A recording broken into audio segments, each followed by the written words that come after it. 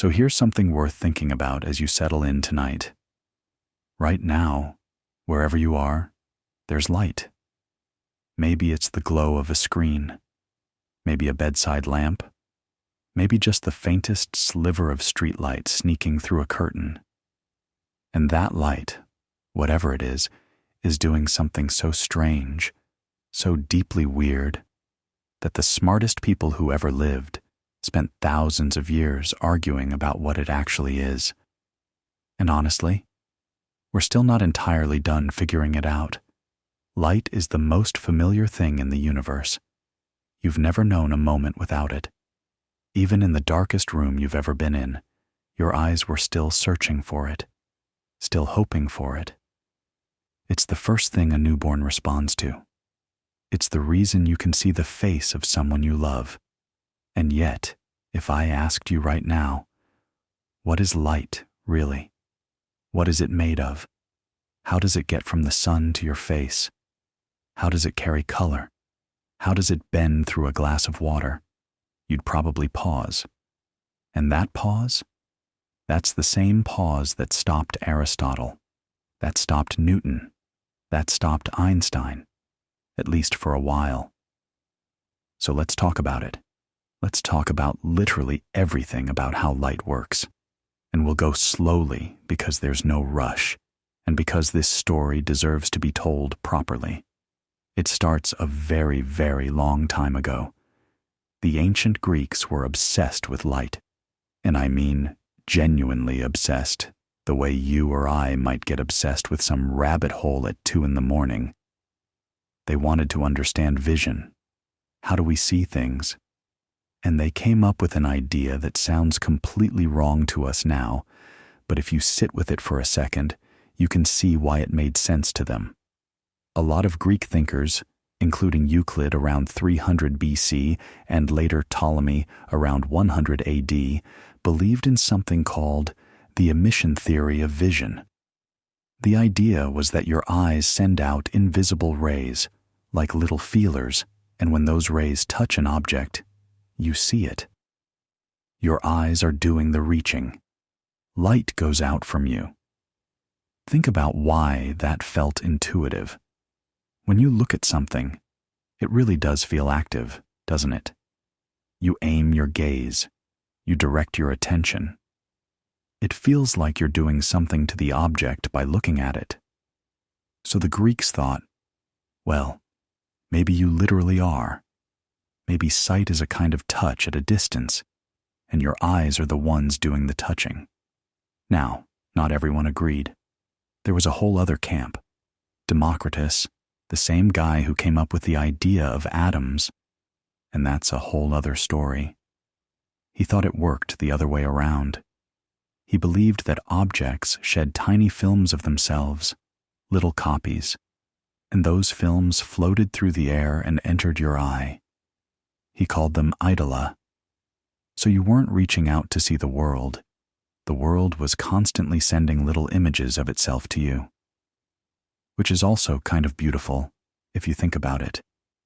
Everything around you, just quietly broadcasting its own portrait, all the time. And here's the thing. Neither of these ideas is exactly right, but neither is entirely wrong either. Democritus was closer, in a way. Light really does come from objects to your eyes, not the other way around. But the mechanism he imagined, these little physical films peeling off of things, that's not quite it either.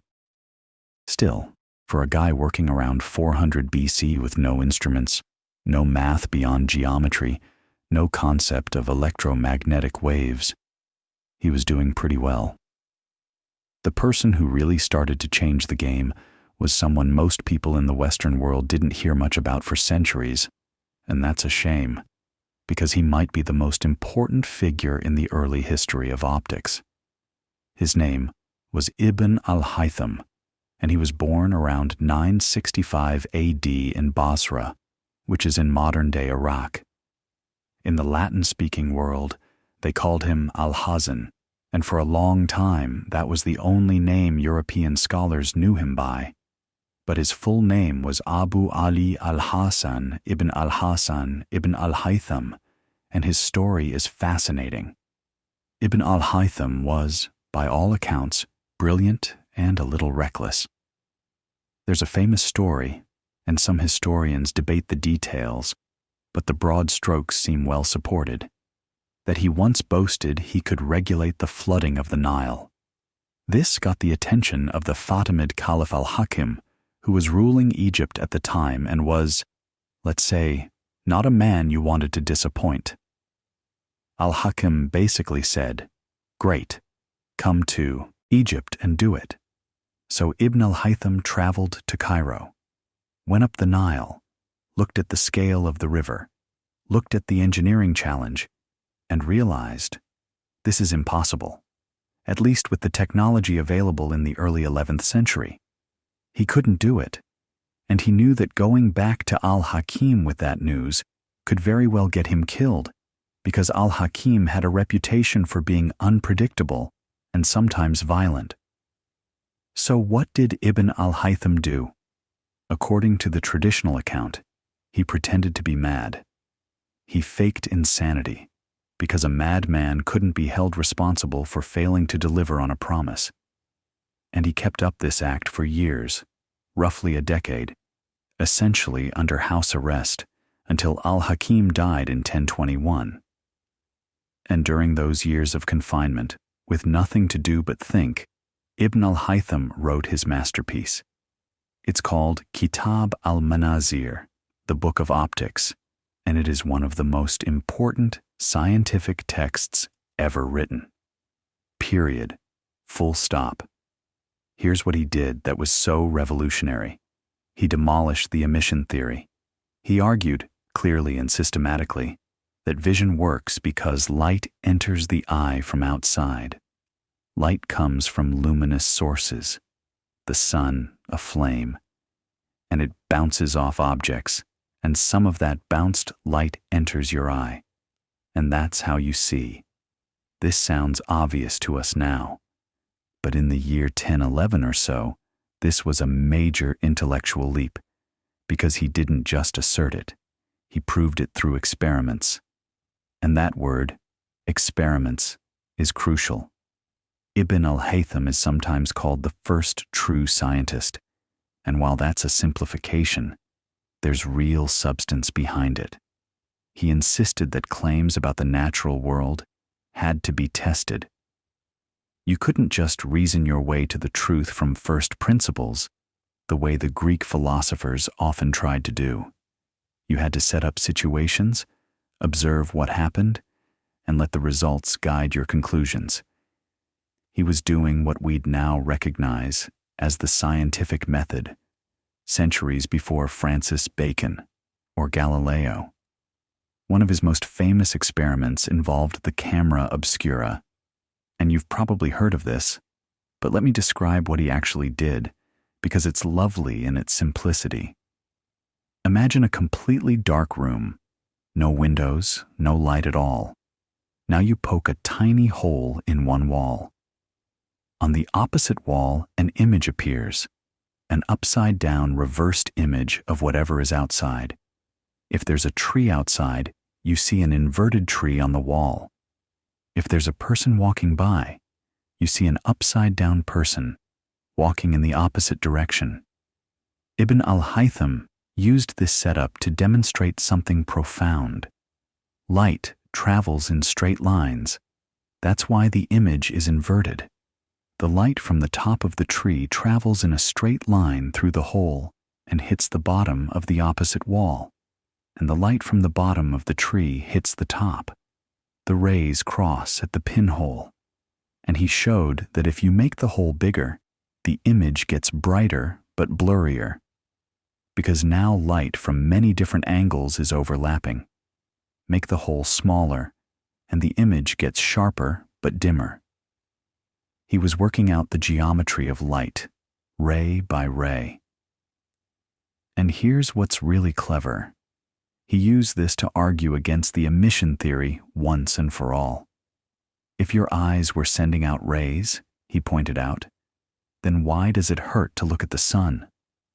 Why can a bright light overwhelm your vision? If you were the one doing the emitting, you should be in control. But you're not.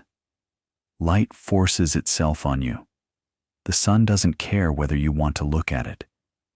Bright light can damage your eyes whether you like it or not. That only makes sense if light is coming in, not going out. He also studied reflection and refraction, the bending of light when it passes from one material to another, like from air into water.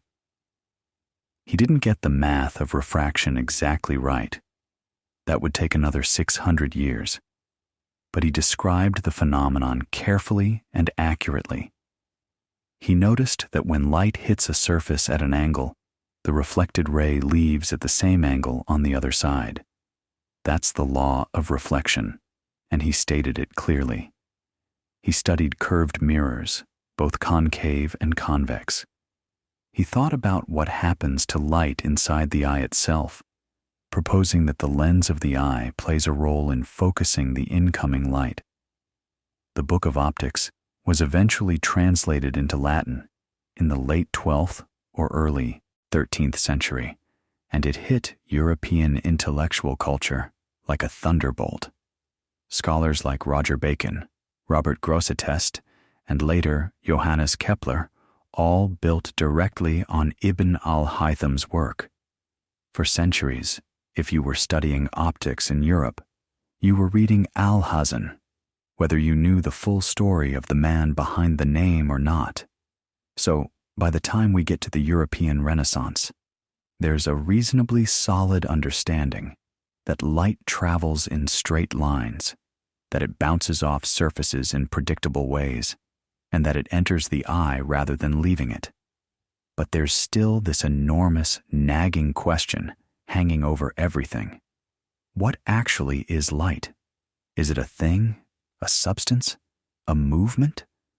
What is it made of? And this is where the story gets really interesting, because two completely different answers emerged, and the argument between them would last for over 200 years. On one side, you had the idea that light is made of particles, tiny little bullets of something, flying through space in straight lines, bouncing off mirrors, streaming from the sun. This is the corpuscular theory, from the Latin word for little body, and its most famous champion was Isaac Newton. Yes, that Newton. The gravity Newton, the calculus Newton, the falling apple Newton. He was also deeply, passionately interested in light, and he spent years, decades really, experimenting with it. Newton's most famous optical experiment is the prism experiment, and it's one of those moments in science that genuinely changed how we understand the world. Before Newton, people thought that a glass prism created colors. You take white light, you pass it through a triangular piece of glass, and a rainbow comes out the other side. The common assumption was that the glass was somehow adding color to the light, corrupting it, staining it. White light was pure, and the prism was dirtying it up. Newton thought that was wrong. And sometime around 1666, when he was in his early 20s, 23 or 24 years old, holed up at his family home in Woolsthorpe during the plague years because Cambridge University had sent everyone home, he set up an experiment that would become legendary. He darkened his room, nearly completely, shutting the shutters, blocking out every crack of daylight. And then he made a small hole, just a tiny circular opening, to let a single beam of sunlight in. That beam hit a glass prism he'd positioned carefully, and on the far wall, a spectrum appeared. Red, orange, yellow, green, blue, indigo, violet. A ribbon of color, stretched out and glowing in the darkness of that little room in Lincolnshire. Now so far, that's nothing new. People had seen prisms make rainbows before. The magic was in what Newton did next.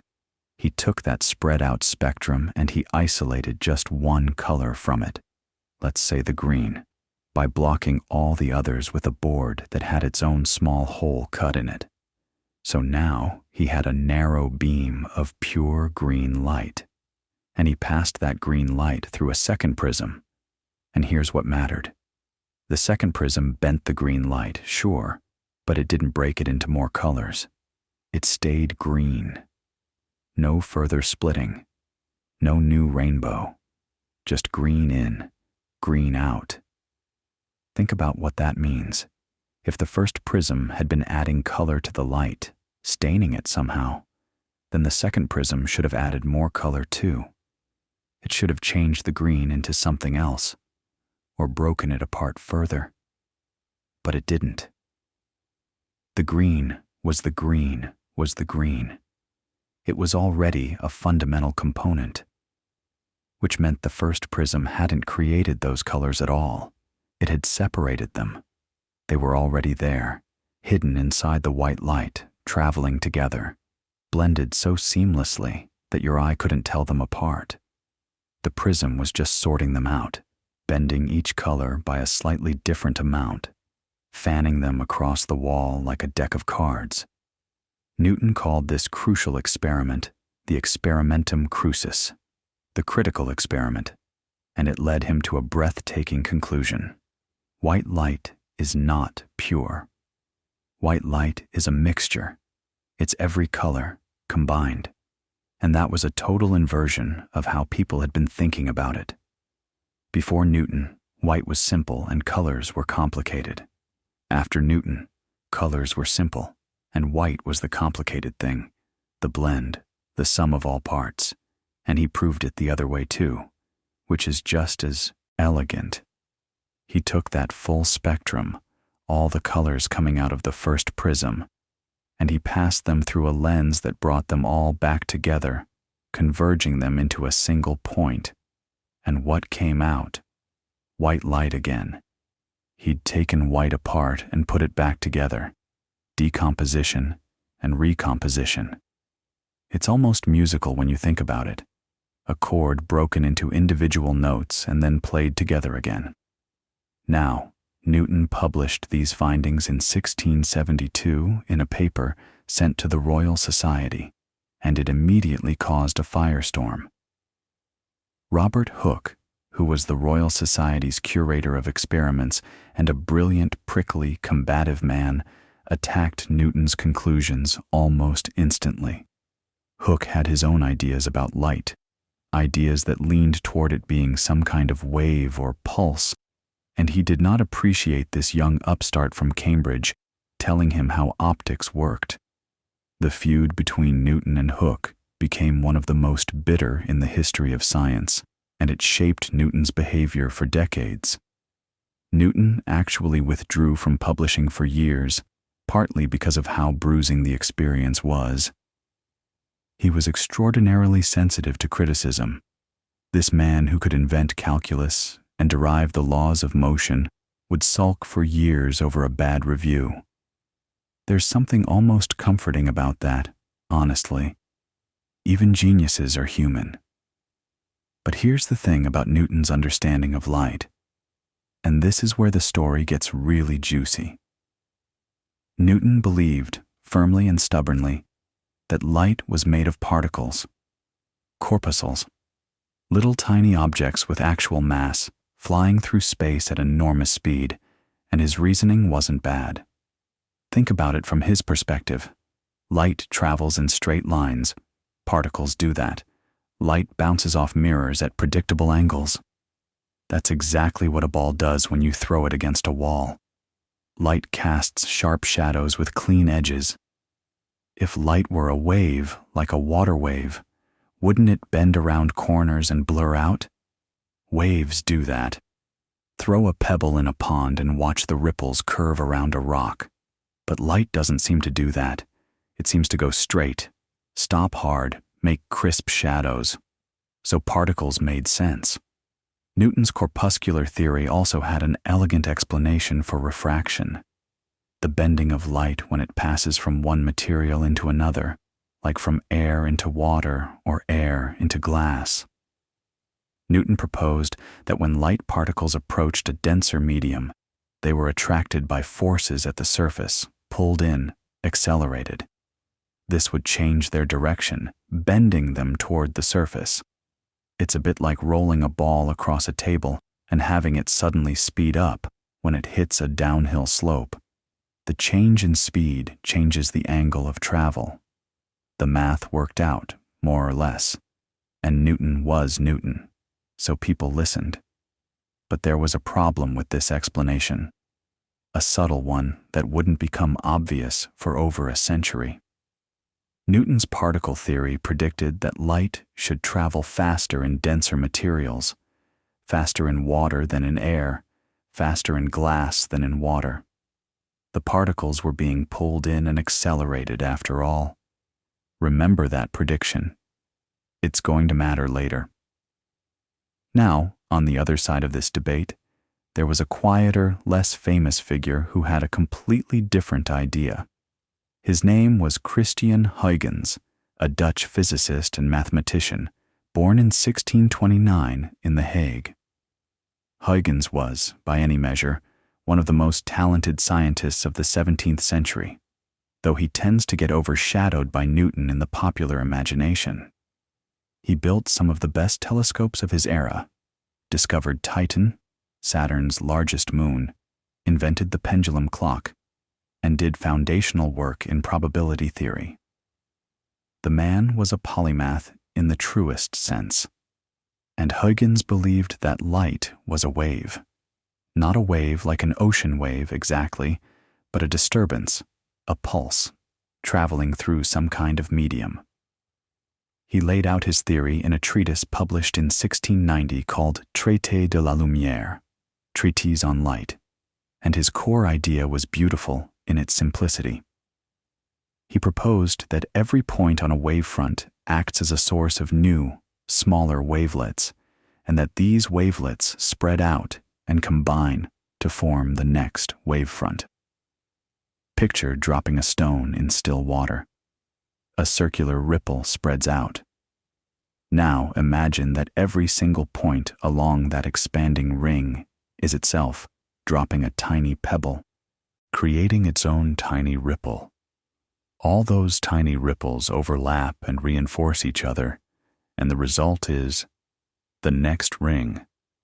The wave propagates forward, not because something is physically moving from the source to the destination, but because the disturbance is being passed along, point by point, like a crowd doing the wave in a stadium.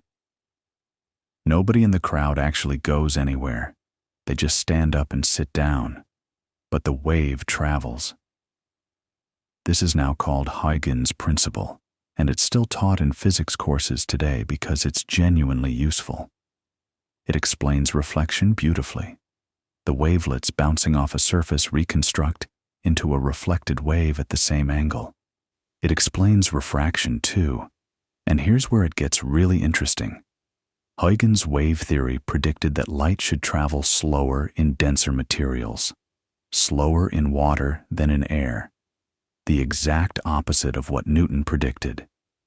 So you've got these two titans, these two frameworks, making opposite predictions about something that should, in principle, be measurable.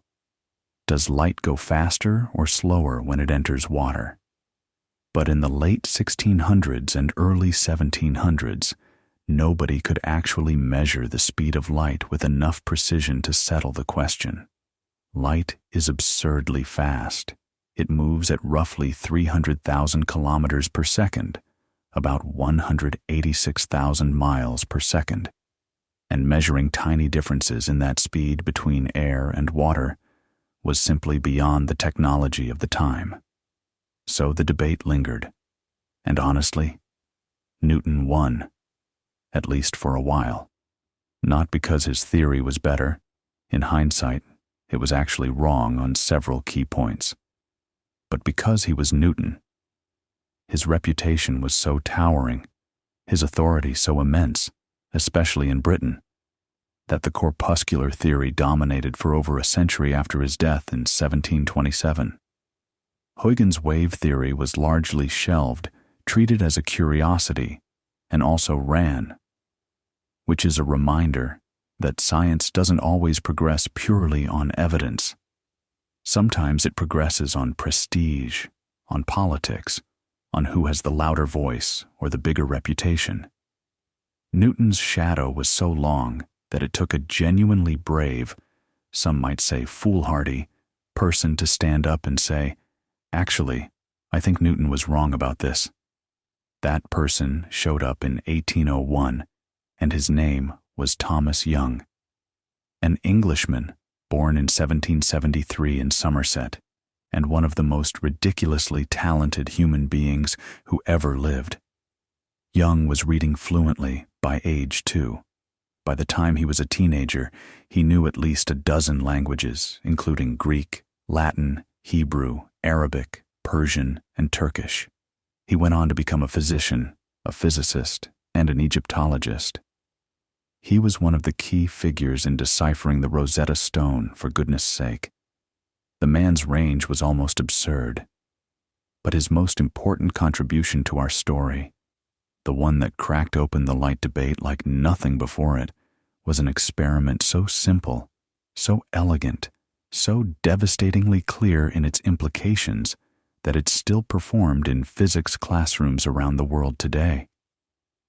Young took a beam of light and he shone it at a barrier with 2 narrow slits cut in it, 2 thin parallel openings very close together.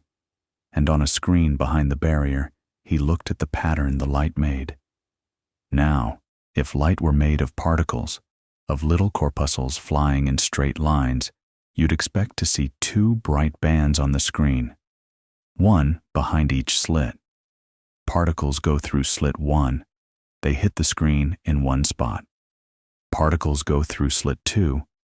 They hit the screen in another spot. 2 slits, 2 bands. Simple, but that's not what Young saw. What he saw was a series of bright and dark bands, an alternating pattern of light and shadow, stretching across the screen. Bright, dark, bright, dark, bright, dark. An interference pattern, and if you know anything about waves, you know exactly what that means, because interference is the signature, the fingerprint, the unmistakable calling card of wave behavior. When 2 waves meet and their peaks line up, crest meeting crest, they reinforce each other, they add together, and you get a brighter band. That's constructive interference. But when a peak meets a trough, when one wave is up and the other is down, they cancel each other out, and you get darkness, destructive interference, silence, nothing. You can see this with water waves any day you like. Drop 2 pebbles in a pond at the same time, close together, and watch the ripples interact. There will be places where the water churns higher than either ripple alone, and places where the water is eerily flat and still, because the 2 sets of ripples are perfectly canceling. Young was seeing exactly the same thing, but with light. The light waves coming through the 2 slits were overlapping, interfering, creating a pattern that particles simply could not produce. This was the double-slit experiment, and it was a bombshell. Young presented his findings to the Royal Society, and the reaction was not kind. He was attacked viciously, partly on scientific grounds, but partly because he was challenging Newton. And in early 19th century Britain, challenging Newton was almost like challenging scripture. One particularly nasty review in the Edinburgh Review, likely written by Henry Brougham, a politician and critic, dismissed Young's work as worthless and accused him of peddling unsupported speculation. Young was hurt by this, much as Newton had been hurt by Hooke's attacks a century earlier. But Young was right, and the evidence was on his side, and slowly, gradually, the scientific world began to come around, not all at once, and not without resistance, but the way truth usually wins in science, through accumulation. One experiment here, another observation there, until the weight of evidence becomes too heavy for even the most stubborn skeptic to ignore. And here's the thing about Young. he didn't just show that light could interfere. He actually used his interference measurements to calculate something remarkable. By carefully measuring the spacing of those bright and dark bands and knowing the geometry of his setup, the distance between the slits, the distance to the wall, he could work backward and figure out the wavelength of light, the actual physical size of the waves, and what he found was astonishing. The wavelength of visible light is incredibly, almost unimaginably small. Red light, he estimated, has a wavelength of about 1/36,000th of an inch. In modern units, that's roughly 700 nanometers, 700 billionths of a meter. Violet light is even smaller, around 400 nanometers. These are waves so tiny that millions of them fit in the width of your fingernail. And that smallness, by the way, is exactly why it took so long for anyone to notice that light behaves like a wave. The waves are so short, so fine-grained, that for almost every practical purpose, light appears to travel in perfectly straight lines and cast perfectly sharp shadows. It's like how the ocean looks flat when you're standing on the shore, even though it's curved. The scale tricks you, but Young's work, as beautiful as it was, still had a problem. He'd shown interference, yes. He'd measured wavelengths, but his theoretical framework was a little incomplete. He was working with a relatively simple model of how waves propagate, and there were certain optical phenomena, particularly the detailed behavior of diffraction, the way light bends around edges and through small openings, that his version of wave theory couldn't fully explain with mathematical precision. Young had the right intuition, but the math wasn't quite there yet. And this is where we cross the English Channel, because the person who would take the wave theory of light from a promising idea to an airtight mathematical framework was French. His name was Augustin Jean Fresnel, and his story is one of those quiet tragedies that science is full of. A brilliant mind, a short life, and work so important that we're still using it every single day, even if most people have never heard his name. Fresnel was born in 1788 in Broglie, Normandy. He was not a child prodigy. In fact, by his own account, he could barely read at age 8. But he had a gift for mathematics and engineering that emerged later, and he trained as a civil engineer, building roads and bridges for the French government. He was, by all accounts, a quiet, serious, somewhat sickly man. He suffered from tuberculosis for most of his adult life, and his interest in optics was almost accidental. During the political upheavals of the Napoleonic era, Fresnel backed the wrong side. He supported the returning Bourbons against Napoleon during the 100 Days in 1815, and as a result, he was suspended from his engineering post and essentially put under a kind of house arrest in the countryside. And what do you do when you're a brilliant engineer with nothing to do and nowhere to go? You start doing experiments. Fresnel began investigating diffraction, the way light bends and spreads when it passes through narrow openings or around sharp edges. He didn't know about Young's work at first, which is remarkable.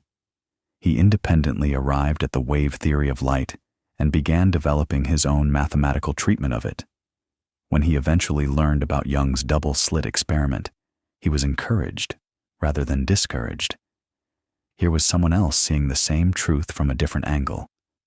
Now, here's what Fresnel did that was so important.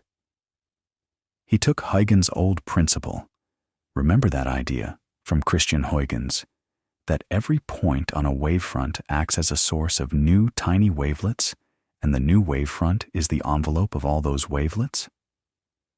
Fresnel took that beautiful geometric idea and added something crucial to it. He added interference. He said, look, it's not enough to just draw the envelope of the wavelets. You have to actually add up all the wavelets mathematically, taking into account their phases, where each wavelet is in its cycle of peaks and troughs at any given point. When you do that, when you sum up all those contributions with proper attention to constructive and destructive interference, you get precise, quantitative predictions about how light diffracts. This combination, Huygens wavelet construction plus Young's interference principle, is now called the Huygens-Fresnel principle, and it was devastatingly effective. Fresnel could predict, with mathematical precision, the exact diffraction patterns you'd see when light passed through slits of various widths, around obstacles of various shapes, through circular apertures. He submitted a paper on diffraction to the French Academy of Sciences in 1818, entering a competition on the topic. And one of the judges, a man named Siméon Denis Poisson, was actually a supporter of the particle theory. Poisson studied Fresnel's mathematics carefully and found what he thought was a fatal flaw, a prediction so absurd that it would surely disprove the whole wave theory. Here's what Poisson noticed.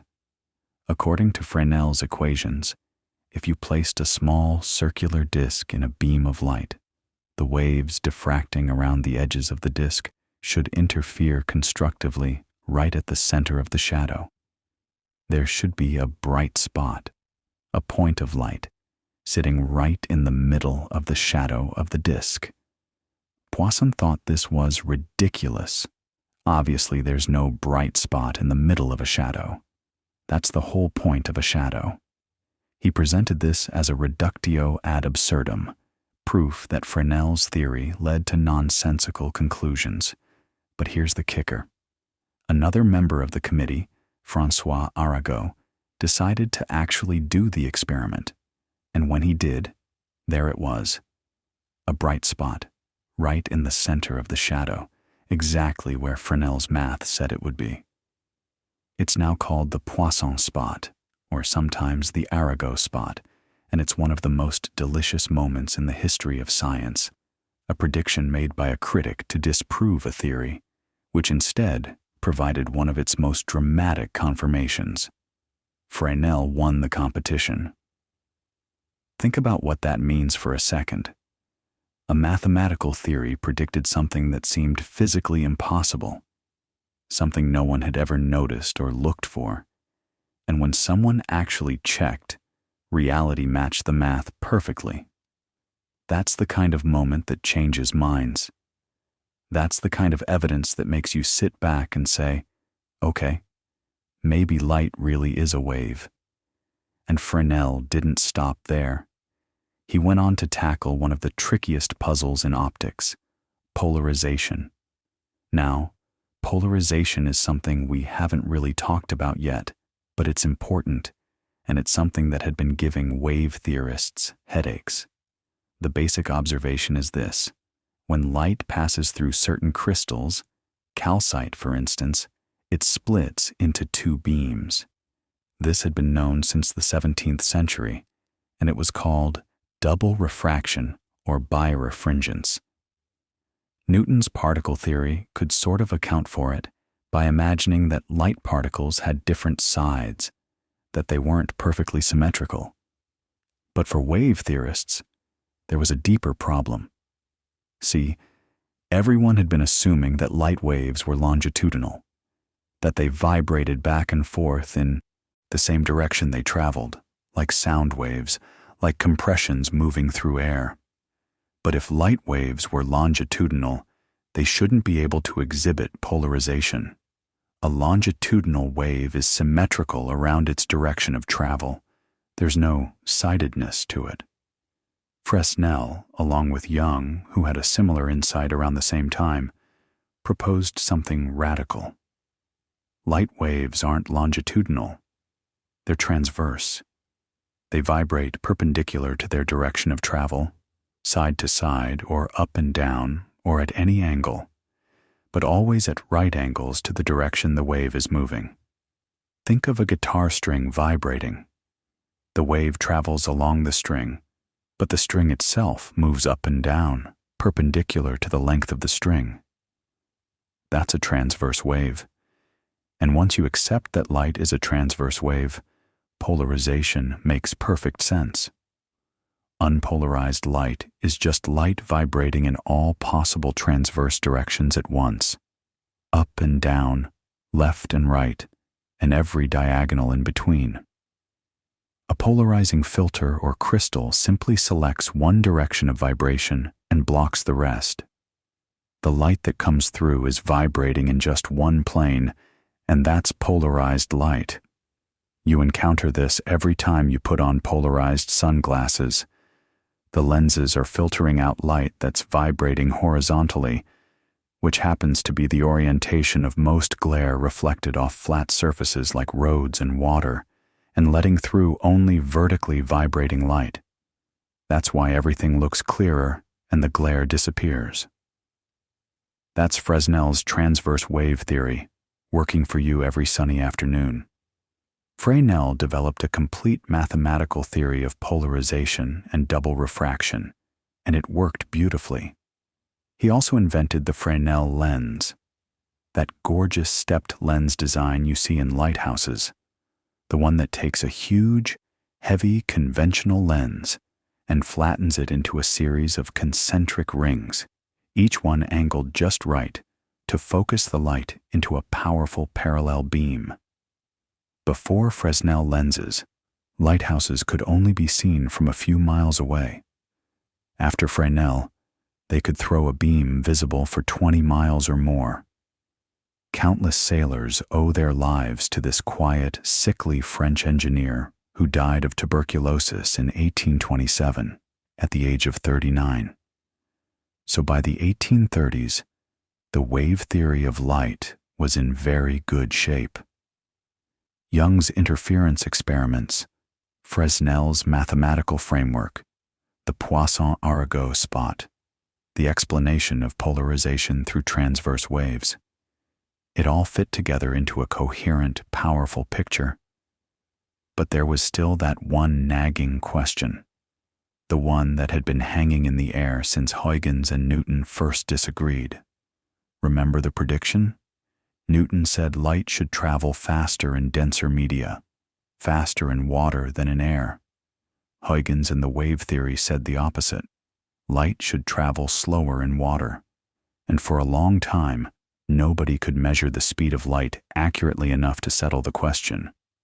The problem is that light is absurdly fast, about 300 million meters per second in a vacuum, fast enough to circle the Earth more than 7 times in a single second.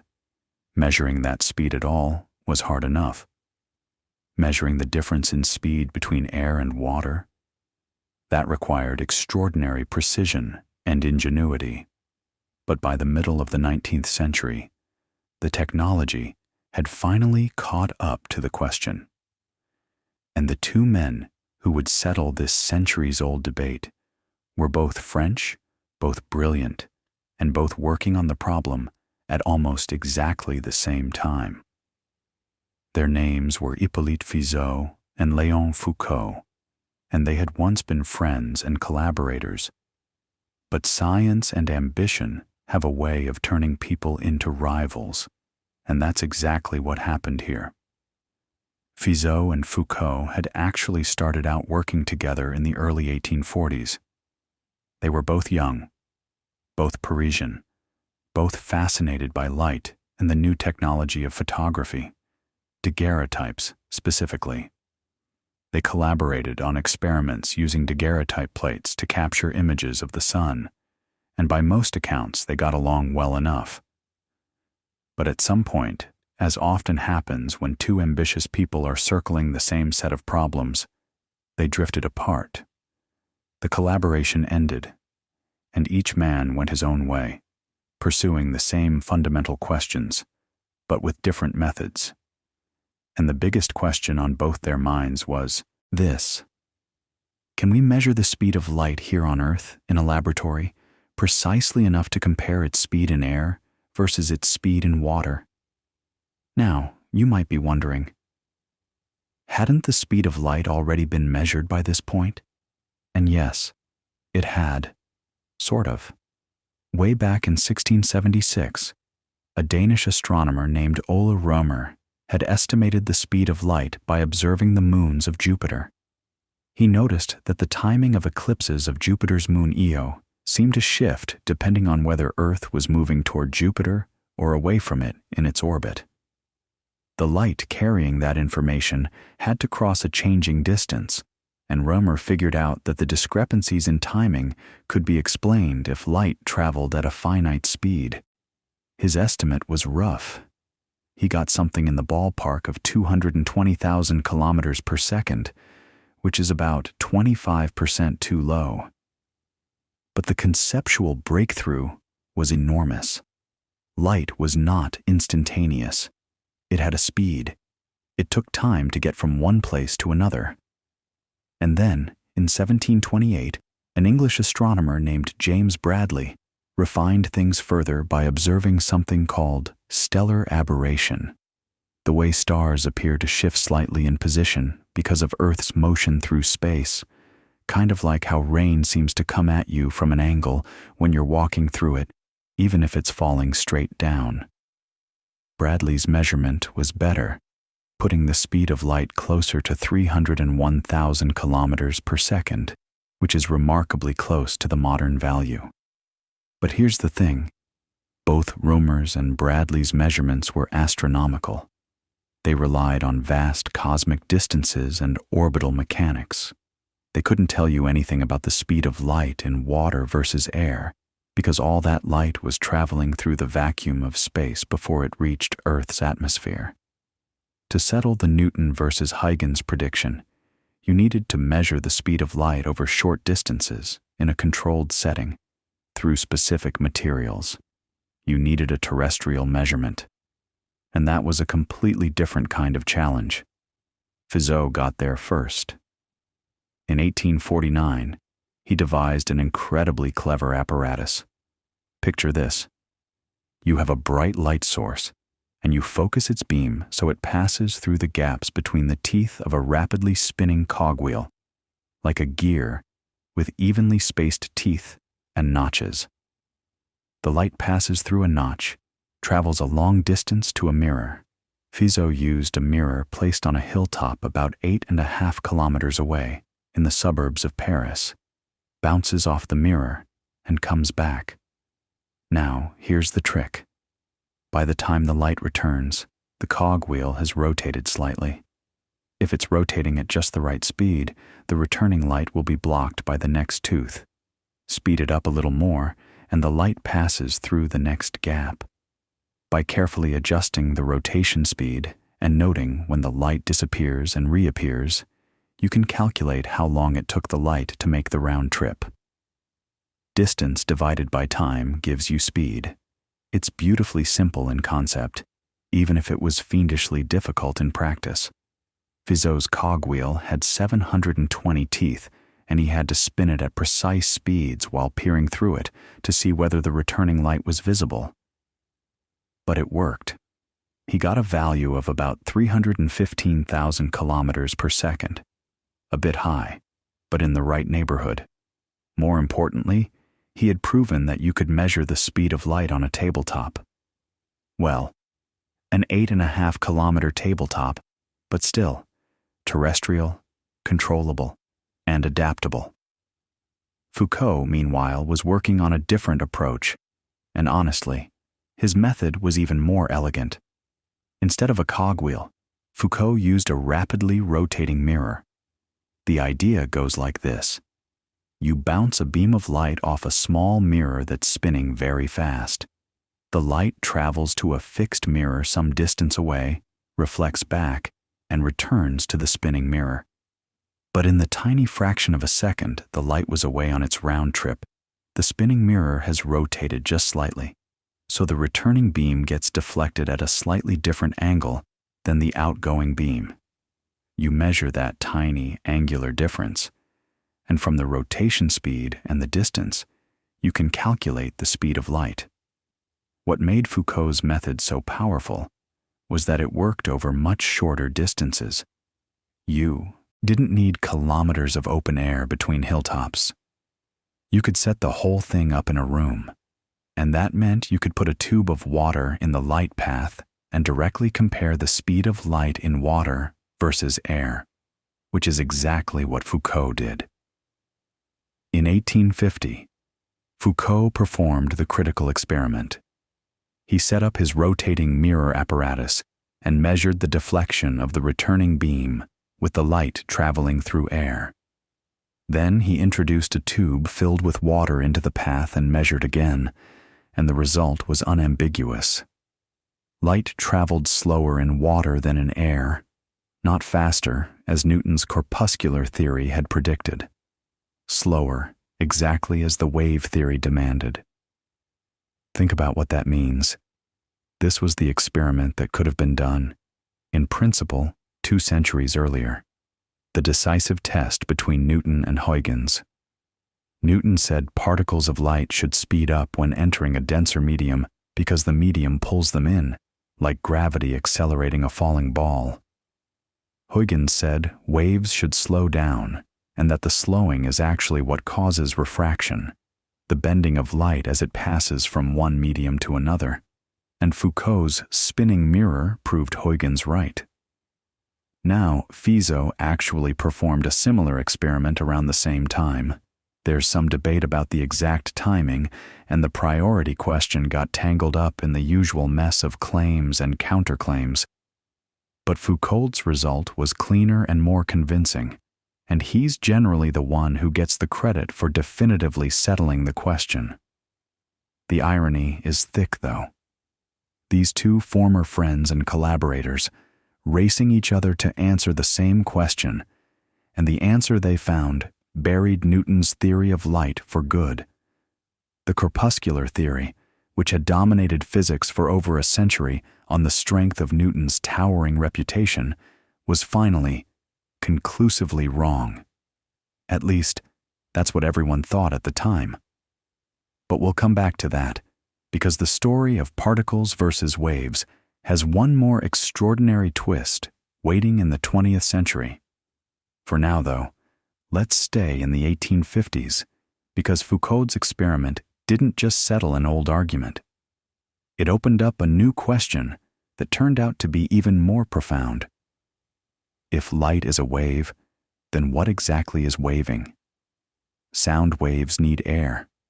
Water waves need water. What medium carries light waves? This question had been lurking in the background for decades, and the answer that physicists gave was the luminiferous ether. The ether. This hypothetical substance that supposedly filled all of space, permeated all matter, and served as the medium through which light waves propagated. And here's what's fascinating about the ether. It had to have completely contradictory properties. It had to be incredibly rigid, because light waves vibrate at enormously high frequencies, and the speed of a wave depends on the stiffness of its medium. Think about how sound travels faster through steel than through air, because steel is stiffer. Light is far faster than sound in steel, so the ether had to be far stiffer than any known material. And yet, it also had to be perfectly transparent, completely weightless, and offers zero resistance to the motion of planets and stars, because the Earth clearly moves through space without slowing down. So you needed something stiffer than diamond, but less substantial than a ghost. That's a tall order, but physicists accepted it, because what was the alternative? Waves had to wave in something. That was just common sense. Or so it seemed. The person who transformed the whole conversation, who took the wave theory of light and elevated it into something far grander and more beautiful than anyone had imagined, was a Scottish physicist named James Clerk Maxwell. And Maxwell's story is one of the most remarkable in all of science, because what he discovered about light wasn't something he was looking for. He was working on electricity and magnetism, and light just fell out of the equations. To understand what Maxwell did, you need to know a little about where the study of electricity and magnetism stood by the middle of the 19th century. By the 1850s, there was a rich body of experimental knowledge. People like Charles-Augustin de Coulomb had mapped out the force between electric charges. Hans Christian Ørsted had discovered, almost by accident during a lecture in 1820, that an electric current deflects a compass needle, meaning electricity and magnetism were somehow connected. André-Marie Ampère had worked out the mathematical laws governing the forces between current-carrying wires. And most importantly, Michael Faraday, this extraordinary self-taught English experimentalist, had discovered electromagnetic induction in 1831. Faraday showed that a changing magnetic field creates an electric current. Move a magnet through a coil of wire, and electricity flows. That's the principle behind every electric generator on Earth, every power plant, every dynamo. Faraday also introduced the concept of fields, the idea that electric charges and magnets create invisible fields of influence that spread through space, and that these fields are real physical things, not just mathematical conveniences. Faraday was a genius experimentalist, but he wasn't a mathematician. He thought in pictures, in lines of force, in physical intuitions. Maxwell was the opposite. He was a towering mathematical intellect who could take Faraday's intuitive pictures and translate them into precise equations. And starting in the late 1850s, that's exactly what he did. He took everything that was known about electricity and magnetism, Coulomb's law, Ampere's law, Faraday's law of induction, and the behavior of electric and magnetic fields, and he unified them into a single set of equations. 4 equations to be precise, though they went through several forms before reaching the compact version we use today. Maxwell's equations. And when he worked through the mathematics of these equations, something astonishing emerged. The equations predicted that changing electric fields create magnetic fields, and changing magnetic fields create electric fields, and these two fields can sustain each other in a self-propagating wave that travels through space. An electromagnetic wave. And when Maxwell calculated the speed of this wave from the known constants of electricity and magnetism, quantities that had been measured in laboratories with wires and batteries and magnets having nothing obvious to do with light, the speed came out to almost exactly 300,000 kilometers per second. The speed of light. Maxwell wrote, in what might be the most understated bombshell in the history of physics, that the agreement of the results seems to show that light and magnetism are affections of the same substance, and that light is an electromagnetic disturbance propagated through the field according to electromagnetic laws. In other words, light is an electromagnetic wave, not a vibration in some mysterious ether, not a separate phenomenon that just happens to travel at a certain speed. Light is electricity and magnetism, dancing together, sustaining each other, racing through space at a speed determined by the fundamental properties of electric and magnetic fields. And this changes everything. Because suddenly, visible light, the narrow band of wavelengths your eyes can detect, from about 400 to 700 nanometers, is just one tiny slice of a much, much larger spectrum. Maxwell's equations don't care about wavelength.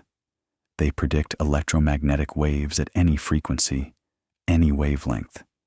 And that means there should be electromagnetic waves with wavelengths longer than red light, and waves with wavelengths shorter than violet light, stretching out in both directions without limit.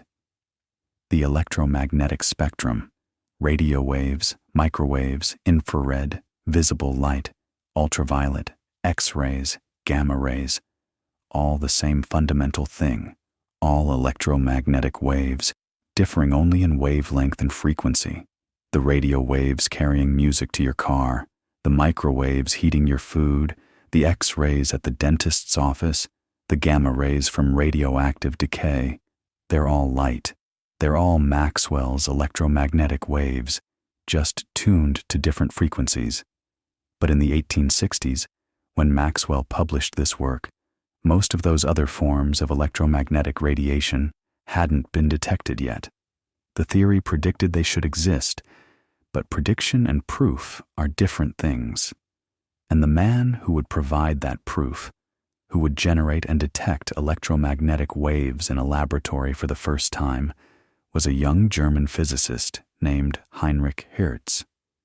And Hertz's experiments, carried out in the late 1880s, are a story worth telling slowly, because they confirmed Maxwell's theory in the most direct and beautiful way imaginable, and they also contained a strange little anomaly, a puzzling observation that Hertz noticed but couldn't explain, that would eventually crack open one of the deepest mysteries in all of physics and force everyone to rethink what light actually is, all over again.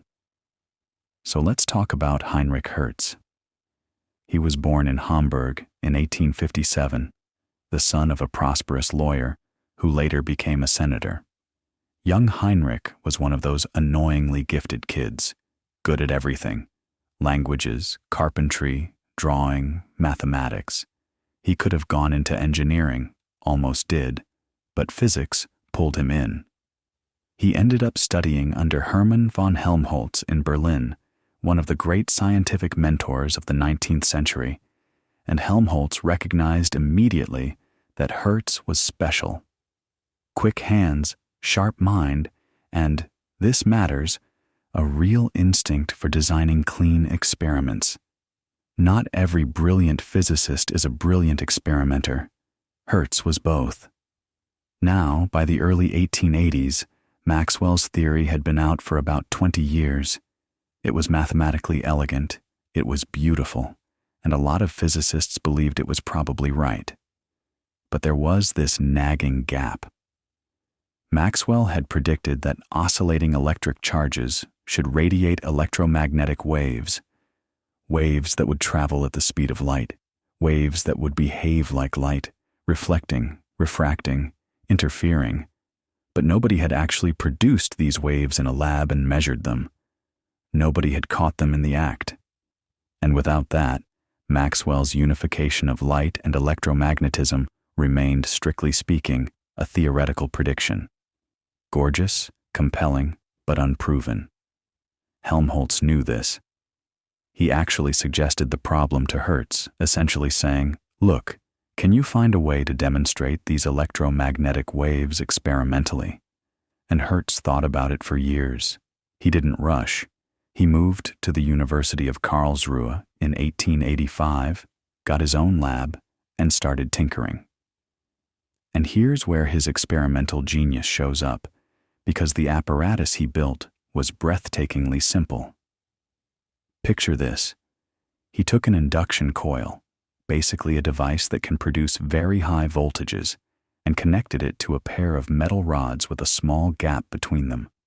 When the voltage got high enough, a spark would jump across that gap. Now, that spark is a rapid, violent oscillation of electric charge, electrons surging back and forth. And according to Maxwell, that oscillating charge should radiate electromagnetic waves outward, like ripples from a stone dropped in a pond. That was his transmitter. Just two metal rods, a gap, and a spark. For his receiver, he used something even simpler, a loop of wire with its own tiny gap. He bent a piece of wire into a circle, left a small break in it, and held it up across the room from the transmitter. The idea was that if electromagnetic waves were really radiating outward from the spark, they would induce a tiny oscillating current in the receiver loop, and that current would produce its own small spark across the receiver's gap. A spark calling to a spark across empty space. And it worked. When Hertz fired his transmitter, tiny sparks appeared in the receiver loop, even though there was no wire connecting the two devices. No physical connection at all. Energy was crossing the room as an invisible wave. Think about what that moment must have felt like. You're standing in a laboratory in Karlsruhe. It's 1887, and you're watching a spark appear in a loop of wire that isn't connected to anything. Energy is flowing through empty air, arriving as a wave you can't see, can't hear, can't feel. But it's there. Maxwell was right. And Hertz didn't stop there. He was methodical, thorough. He wanted to show that these waves really did behave like light, like Maxwell predicted. So he started testing their properties one by one. He reflected them off large metal sheets, the way light reflects off a mirror. He refracted them through large prisms made of pitch, a tar-like substance. He showed they could be polarized just like light. And crucially, he measured their wavelength and their speed. Here's how he got the wavelength. When electromagnetic waves bounce off a metal reflector and travel back toward the source, the outgoing and reflected waves overlap and create a standing wave pattern. Regions where the waves reinforce each other, alternating with regions where they cancel out. You can detect these by moving the receiver loop around the room and noting where the sparks are strongest and where they vanish. The distance between two consecutive strong points is half a wavelength. Hertz measured this carefully and found wavelengths on the order of a few meters, much, much longer than visible light, which has wavelengths measured in hundreds of nanometers. These were what we'd now call radio waves. Then he calculated the speed. He knew the frequency of oscillation of his transmitter. You can figure that out from the electrical properties of the circuit. And he knew the wavelength from his standing wave measurements. Multiply frequency times wavelength, and you get wave speed. And the number he got was the speed of light. 300 million meters per second, give or take. Exactly what Maxwell had predicted. That's the moment. That's the confirmation. Electromagnetic waves exist. They travel at the speed of light. They reflect and refract and polarize just like light. Light is an electromagnetic wave. Case closed. Maxwell's theory isn't just elegant mathematics, it's physical reality. Hertz published his results in 1887 and 1888, and the physics community recognized almost immediately that this was one of the great experimental achievements of the century. When someone asked Hertz what the practical applications of his discovery might be, he reportedly said something like, "It's of no use whatsoever. This is just an experiment that proves Maestro Maxwell was right," which is one of the most spectacularly wrong predictions in the history of technology, because within a decade, Guglielmo Marconi would use Hertzian waves, radio waves, to send wireless telegraph signals, and within a few decades, radio broadcasting would transform civilization. Every time you use Wi-Fi, every time you make a cell phone call, every time a satellite beams a signal to Earth, you're using Hertz's waves. The unit of frequency, the Hertz, is named after him. 1 cycle per second is 1 Hertz. The radio station broadcasting at 101.5 megahertz is oscillating its signal 101.5 million times per second, and that number carries Heinrich's name. But here's the thing. Here's the part of the story that matters most for understanding light, and it's the part that Hertz himself almost overlooked. During his experiments, he noticed something odd. When he was trying to detect the tiny sparks in his receiver loop, he found that the sparks were easier to see. They were slightly stronger. When ultraviolet light was shining on the receiver's gap, and when he shielded the gap from ultraviolet light, the sparks got weaker and harder to detect. He noted this. He published a paper about it in 1887, but he didn't really explain it. He couldn't. It was just a curious observation. Ultraviolet light seemed to help electric sparks jump across a gap. He called it a side effect, and moved on to the bigger story of electromagnetic waves. What Hertz had stumbled onto was the photoelectric effect, and it would turn out to be one of the most important observations in the history of physics, because it was one of the key puzzles that would eventually lead to quantum mechanics and force everyone to completely rethink the nature of light. So let's slow down here and talk about what the photoelectric effect actually is, because it's worth understanding clearly. When light, particularly ultraviolet light or light of sufficiently high frequency, hits a metal surface, it can knock electrons out of that metal. The light comes in, electrons come flying out. That's the photoelectric effect. And on the surface, that doesn't sound so strange. Light carries energy. Metal contains electrons. The energy dislodges the electrons. Makes sense, right? But here's where it gets weird. If light is a wave, a smooth, continuous electromagnetic wave, the way Maxwell described it, then the energy it delivers should depend on the wave's intensity. Brighter light means more energy. A dim light should still be able to knock out electrons. It would just take longer, because the wave energy would need time to build up in the electron until there was enough to break free. Think of it like pushing a child on a swing.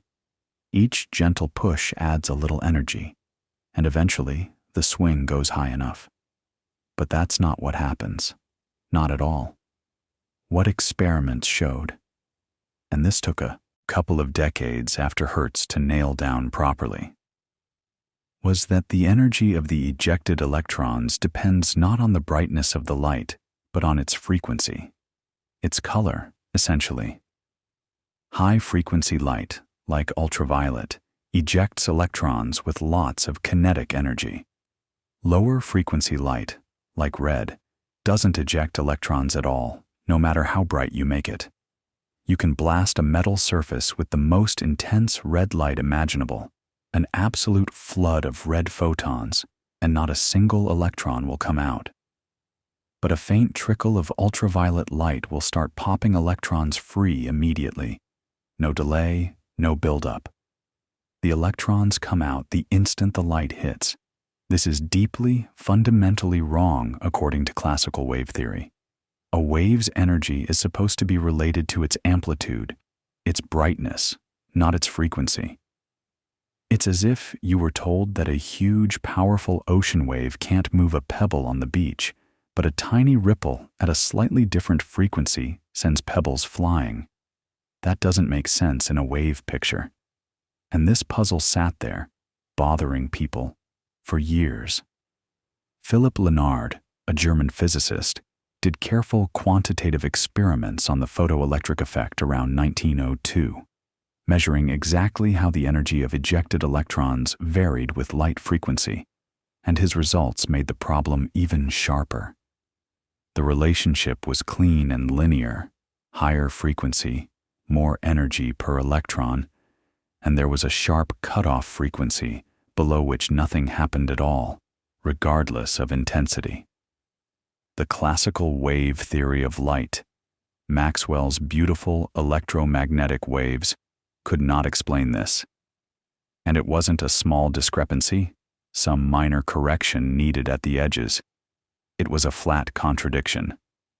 The wave theory predicted one thing, and nature did something completely different. The person who solved this puzzle was someone you've definitely heard of.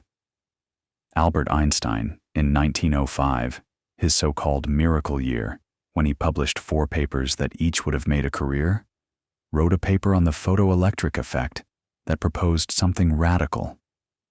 He suggested that light doesn't deliver its energy as a smooth, continuous wave. Instead, light energy comes in discrete packets, little bundles of energy that Einstein called light quanta. Each quantum carries an amount of energy that depends on the light's frequency. Higher frequency means more energy per quantum. Lower frequency means less energy per quantum. This idea had roots in work by Max Planck from 1900. Planck had been studying a different problem, the spectrum of light emitted by hot objects, so-called black-body radiation, and he'd found that the only way to make the mathematics work was to assume that energy was emitted and absorbed in discrete chunks, in multiples of a fundamental unit proportional to frequency. Planck himself wasn't entirely comfortable with this idea. He saw it as a mathematical trick, a calculation device. Einstein took it further. Einstein said, no, this isn't just a mathematical convenience. Light itself is quantized. Light actually travels as these little packets of energy, and with that single assumption, the photoelectric effect makes perfect sense. Each light quantum hits an electron and either has enough energy to knock it free or it doesn't. The energy per quantum depends on frequency, so high-frequency light has high-energy quanta that can liberate electrons, while low-frequency light has low-energy quanta that can't, no matter how many of them you send. Brightness, intensity, just means more quanta arriving per second, which means more electrons get knocked out, but each individual electron's energy depends only on the frequency of the quantum that hit it. No build-up, no delay. One quantum, one electron, instantly. It's clean, it's elegant, and it's disturbing, because it sounds an awful lot like Newton's old corpuscular theory. Light traveling as little particles, little bullets of energy. Hadn't Young and Fresnel and a century of wave optics buried that idea? Hadn't Foucault's water experiment driven the final nail? Light interferes, it diffracts, it polarizes, all wave behaviors. And now Einstein is saying it comes in particles? This is the deep strangeness at the heart of modern physics, and it's where the story of light takes its most unsettling turn. Because Einstein wasn't wrong. The photoelectric effect is real. The quantization of light energy is real. And in 1921, Einstein received the Nobel Prize, not for relativity, which is what most people associate with him, but for his explanation of the photoelectric effect. The Nobel Committee cited his discovery of the law of the photoelectric effect specifically. That's how important this was. But the wave properties of light are also real. Interference is real. Diffraction is real. Young's double-slit experiment works exactly as wave theory predicts. So light is a wave, and light is a particle. And somehow, both of those things are true at the same time. The word that eventually got attached to this idea is wave-particle duality, and it would become one of the foundational principles of quantum mechanics. And the story of how physicists wrestled with that duality, how they tried to make sense of something that seems flatly contradictory, involves some of the most extraordinary minds of the 20th century: Niels Bohr, Louis de Broglie, Werner Heisenberg, Erwin Schrödinger. And it starts with a question that sounds almost childishly simple, but turns out to be bottomless. If light comes in quanta, in discrete packets of energy, then what exactly is a photon? What is it doing when it passes through two slits at once and interferes with itself? How can a single particle be in two places at once? That's the question that haunted physics for decades, and honestly, it still does. Let's go back to Young's double-slit experiment, because this is where the strangeness becomes impossible to ignore. Remember the setup. You've got a barrier with two narrow slits, and light passes through both of them and lands on a screen behind. When both slits are open, you get that beautiful interference pattern, alternating bands of bright and dark. Wave behavior, plain and simple. Peaks reinforcing peaks, troughs canceling troughs. Fresnel's mathematics describe it perfectly. No mystery there. As long as you think of light as a continuous wave washing through both openings simultaneously, the way water waves would spread through two gaps in a seawall. But now think about what happens when you turn down the intensity of the light source. way, way down. So far down that you're essentially sending one photon at a time toward those two slits. Just one little quantum of energy, one particle, heading toward the barrier. You'd expect, and this is what your intuition screams at you, that each photon goes through one slit or the other. It's a particle, right? It has to pick a door. And if each photon picks one slit, then over time, as thousands of individual photons hit the screen one by one, you should see two bright bands, one behind each slit. Just two clusters. That's what bullets would do if you fired them one at a time through two holes. But that's not what happens. And this is where it gets genuinely eerie. When you actually do this experiment, and people have done it many times, with increasingly sophisticated equipment, each individual photon lands on the screen at a single point, like a particle. You see a tiny dot. One photon, one dot. But as you accumulate thousands and thousands of these individual dots, the pattern that emerges is the interference pattern. Bright bands and dark bands. The wave pattern.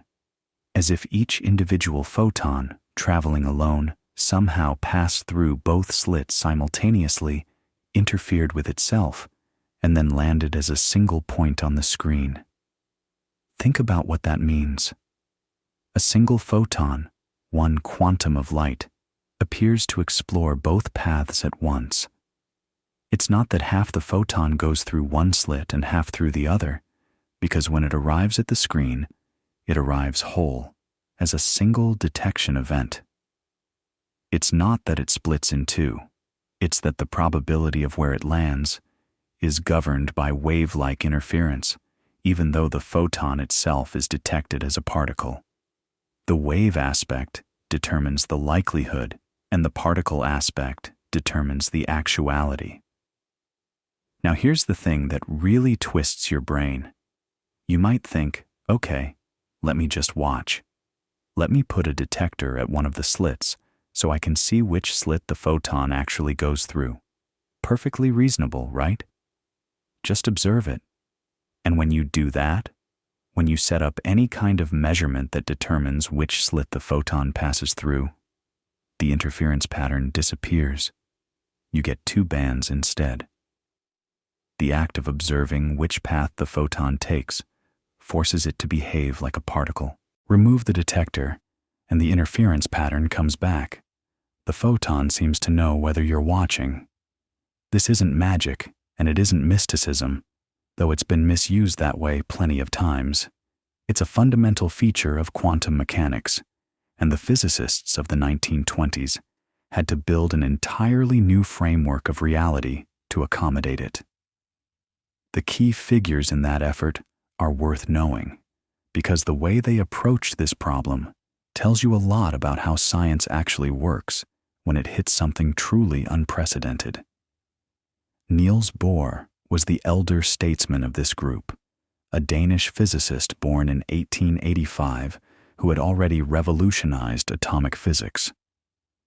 Bohr's great contribution, back in 1913, was his model of the atom, the idea that electrons orbit the nucleus only at specific quantized energy levels, and that they emit or absorb light when they jump between those levels.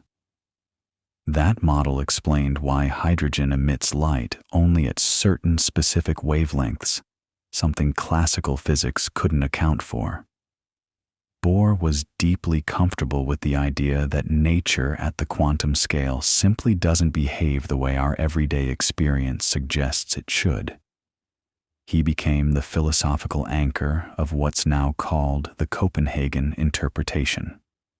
The idea that quantum objects don't have definite properties until they're measured, that the wave function describes probabilities rather than physical trajectories, and that asking what a photon is really doing between emission and detection is a question without meaning. Bohr was fond of saying that if quantum mechanics hasn't profoundly shocked you, you haven't understood it yet. Then there's Louis de Broglie, a French aristocrat, literally a prince, the seventh Duke of Brawley, who in 1924, in his doctoral thesis, proposed something audacious. If light, which everyone had thought was a wave, turns out to also behave like a particle, then maybe matter, which everyone thinks of as particles, also behaves like a wave. De Broglie suggested that every particle, electrons, protons, baseballs, has an associated wavelength related to its momentum. The faster and heavier something is, the shorter its wavelength. For everyday objects like baseballs and people, that wavelength is so unimaginably tiny that wave behavior is completely undetectable.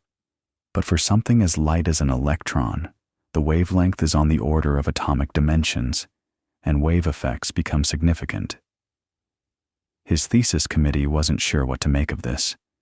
The idea seemed almost too elegant, too symmetrical. They sent it to Einstein for his opinion, and Einstein replied that de Broglie had lifted a corner of a great veil.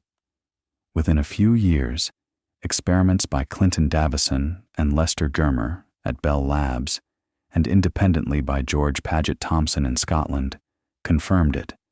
Electrons fired at a crystal lattice produced diffraction patterns. Matter waves were real. De Broglie won the Nobel Prize in 1929. Thomson won one in 1937. And here's a delicious historical irony. George Paget Thomson's father was J.J. Thomson, the man who discovered the electron as a particle in 1897. The father won the Nobel for showing the electron is a particle. The son won the Nobel for showing the electron is a wave. Both were right. So now you've got this extraordinary situation. Light behaves as both wave and particle. Matter behaves as both wave and particle.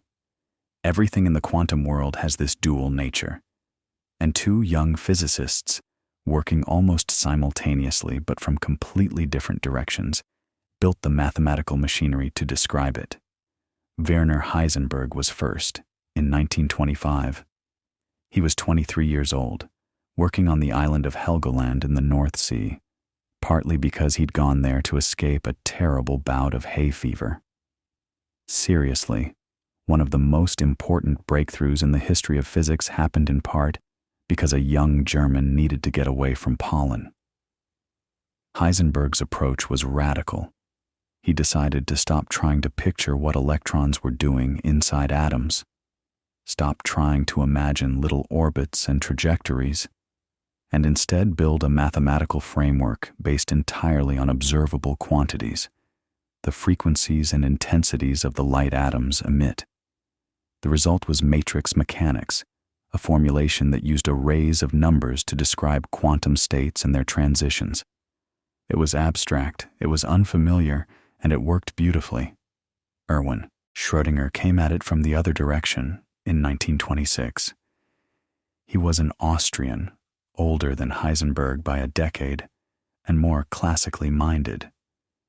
Inspired by de Broglie's matter waves, Schrödinger developed a wave equation, the Schrödinger equation, that describes how the quantum wave function evolves over time. His approach felt more intuitive to many physicists because it used familiar mathematical tools from wave theory. You could picture something, even if what you were picturing, a wave of probability spreading through space, was deeply strange in its own right. Here's what's remarkable. Heisenberg's matrix mechanics and Schrödinger's wave mechanics looked completely different on the surface, but turned out to be mathematically equivalent. They were two languages describing the same underlying reality. Schrödinger himself proved this equivalence, two paths up the same mountain. But what does the wave function actually mean? What is waving? Schrödinger initially hoped it represented something physical. Maybe the electron was literally smeared out in space as a wave. But Max Born, a German physicist working in Göttingen, proposed the interpretation that stuck. The wave function gives you probabilities. Specifically, The square of the wave function at any point tells you the probability of finding the particle at that point if you measure it. Before measurement, the particle doesn't have a definite position. It has a probability distribution, a cloud of possibility. And this brings us to Heisenberg's uncertainty principle, which he formulated in 1927. It's one of those ideas that's filtered into popular culture in a vague, hand-wavy way, but the actual physics is precise and profound. Heisenberg showed that certain pairs of properties, position and momentum, energy and time, are fundamentally linked in a way that limits how precisely you can know both simultaneously. The more precisely you pin down a particle's position, the less precisely you can know its momentum, and vice versa. This isn't about clumsy measurements or imperfect instruments. It's a fundamental feature of nature. The universe itself doesn't have a definite answer to both questions at once. Think about what this means for our photon going through the double slit. If you try to determine which slit the photon passes through, if you pin down its position at the barrier, you disturb its momentum in a way that destroys the interference pattern. The uncertainty principle isn't just a statement about what we can know, it's a statement about what is. The act of measurement doesn't just reveal a pre-existing reality. In some deep sense, it participates in creating the reality it measures.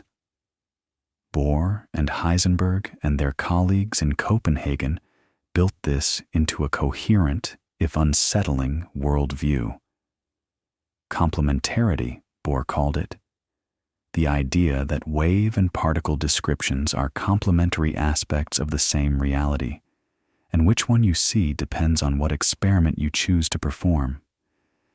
You can set up an experiment that reveals wave behavior, or you can set up an experiment that reveals particle behavior, but you cannot set up an experiment that reveals both simultaneously in full.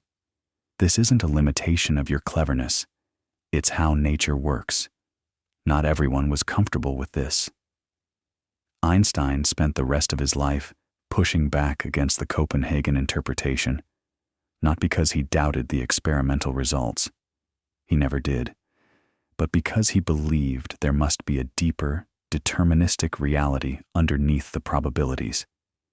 His famous objection, "God does not play dice," was a philosophical stance, not a scientific one. Bohr's equally famous reply was something like, "Stop telling God what to do." The debates between Einstein and Bohr at the Solvay conferences in the late 1920s and early 1930s are legendary in the history of science. Two of the greatest minds ever produced by our species, arguing passionately about the nature of reality itself, each sharpening the other's thinking with every exchange. And here's what's worth sitting with for a moment. As of right now, as of the 21st century, the experimental evidence overwhelmingly supports the quantum mechanical picture. Bell's theorem, tested experimentally by Alan Aspect in 1982 and refined in numerous experiments since, has shown that the universe really is as strange as quantum mechanics says it is. There are no hidden variables of the simple kind Einstein hoped for. The randomness is fundamental. The wave function is the most complete description we have. So what is a photon? It's not a little ball. It's not a classical wave. It's a quantum object, something that doesn't have a precise analogy in everyday experience. It propagates as a probability wave described by quantum electrodynamics, and it interacts with matter at specific points, transferring quantized amounts of energy. When you're not looking, it's a wave of possibility. When you detect it, it's a particle of actuality. And the mathematics that describes this, quantum electrodynamics, or QED, is the most precisely tested theory in all of science. Which brings us to the person who perfected that theory, a physicist whose genius was matched only by his gift for making impossible things seem almost intuitive. a man who played bongo drums and cracked safes at Los Alamos and won the Nobel Prize for reinventing the way we understand how light and matter interact. Richard Feynman grew up in Far Rockaway, Queens, and from the time he was a teenager, tinkering with radios in his bedroom, he had this restless, almost compulsive need to understand how things actually worked, not just to memorize formulas. He had no patience for that, but to rebuild every idea from scratch in his own head, in his own language, until he could see it clearly. His father, Melville Feynman, sold uniforms for a living, but he had this wonderful habit of taking young Richard on walks and pointing out birds, insects, the way water moved, and instead of just naming things, he'd ask why. Why does the bird peck at its feathers? What's actually happening? And Feynman later said that this was the most important gift his father ever gave him. The difference between knowing the name of something and knowing something. That distinction shaped everything he did. He tore through MIT as an undergraduate, then went to Princeton for his PhD, where his advisor was John Archibald Wheeler, one of the great theoretical physicists of the 20th century. And it was there, in the early 1940s, that Feynman started wrestling with the problem that would define his career. The problem was this: quantum electrodynamics, the theory of how light and matter interact, was broken. Not a little broken, catastrophically broken. And to understand why, you need to know what QED was trying to do. The basic idea is simple enough.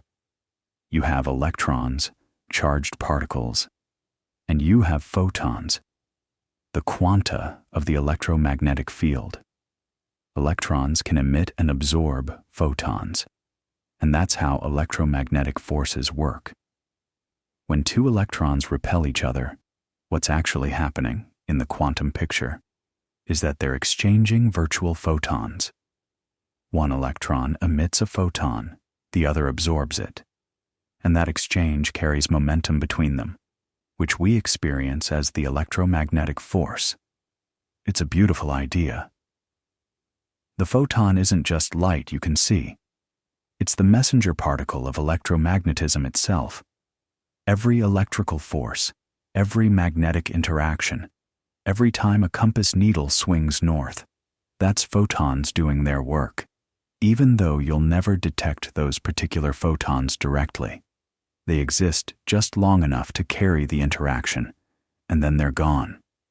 Virtual photons, physicists call them, not because they're imaginary, but because they can't be directly observed as free particles.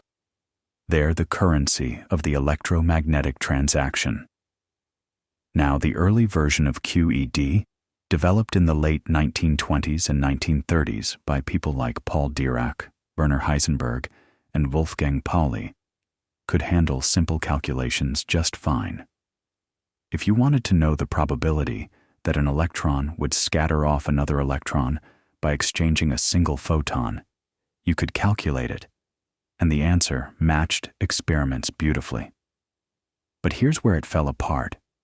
In quantum mechanics, you can't just consider the simplest possibility.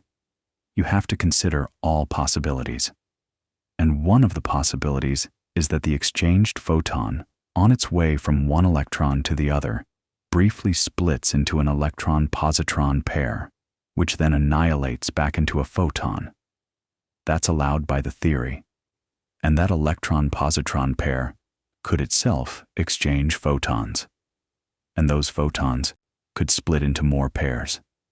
And so on, and so on, in an infinite cascade of increasingly complex intermediate processes. When physicists tried to calculate the contributions of these higher-order processes, these corrections to the simple picture, they got infinity. Not a big number. Infinity. The math just blew up. The self-energy of the electron, basically, the energy an electron has due to interacting with its own electromagnetic field, came out as infinite. The mass of the electron came out as infinite.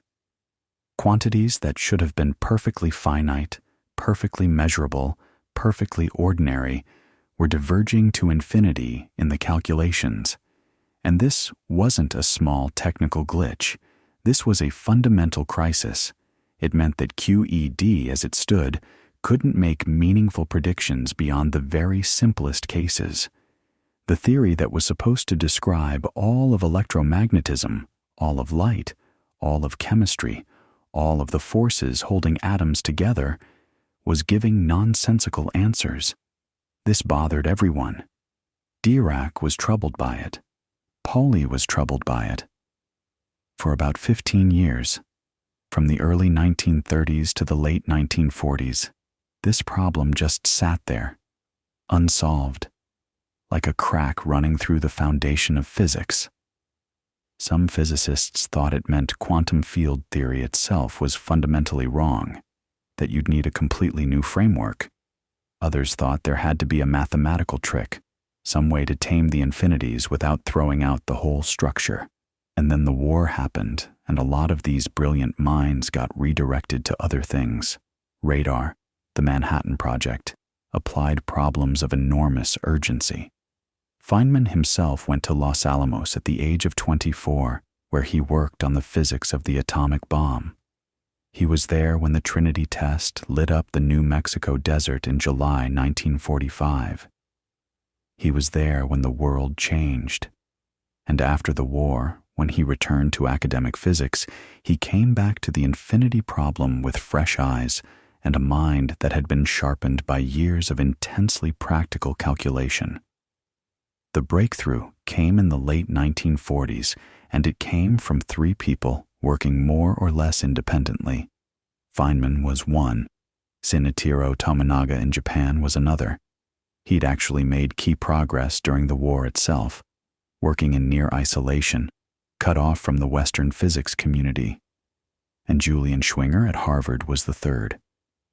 All three of them found ways to deal with the infinities, and their approaches, while superficially very different, turned out to be mathematically equivalent.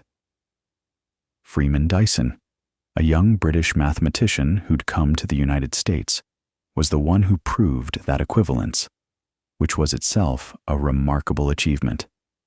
But it was Feynman's version that changed how physicists think. Here's what he did, and it's genuinely one of the most creative acts in the history of science.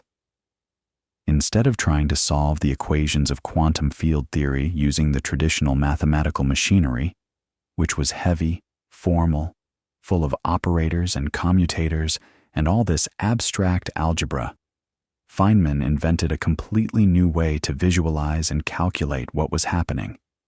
He drew pictures, little diagrams, lines and squiggles on a piece of paper that represented particles moving through space and time, interacting, emitting and absorbing photons, splitting and recombining.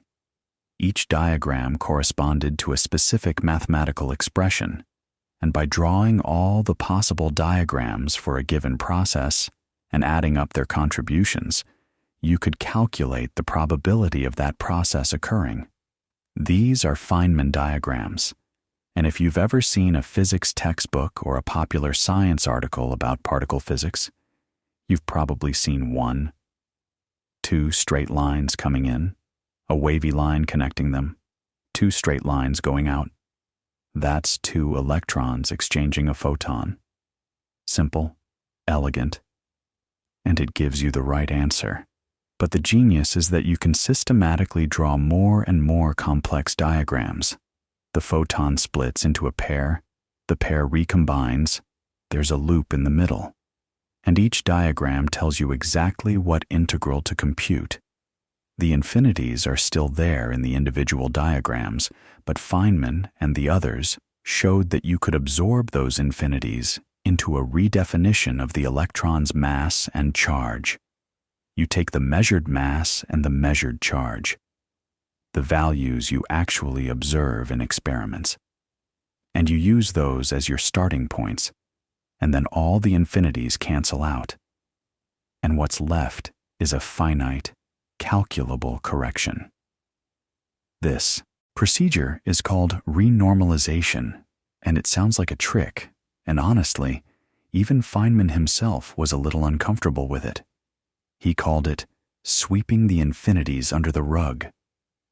But here's the thing. It works. It works spectacularly. The most famous prediction of QED is the anomalous magnetic moment of the electron. Classical physics predicts that the electron should have a certain magnetic strength.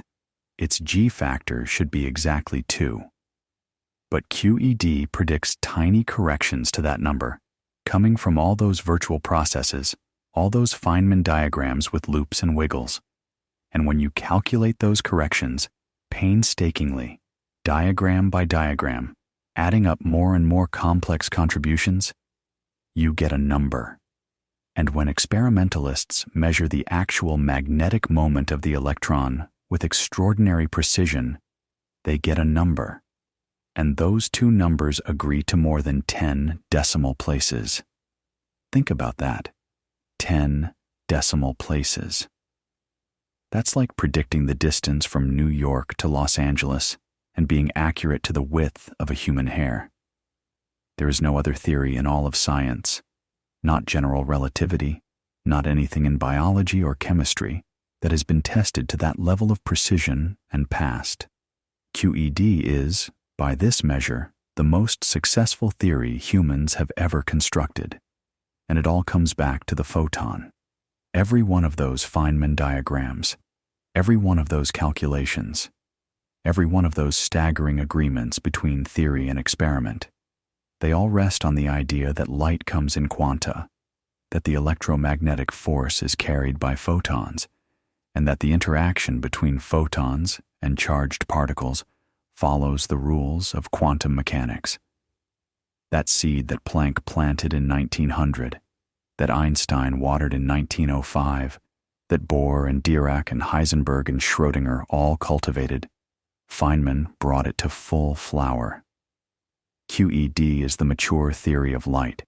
It tells you everything about how photons behave, how they're created, how they're destroyed, how they interact with every charged particle in the universe. And here's what's quietly astonishing about all of this. QED doesn't just describe exotic physics in particle accelerators. It describes the light coming from the lamp on your bedside table right now.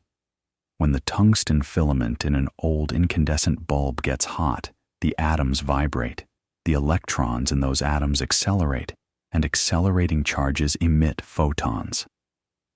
QED describes that.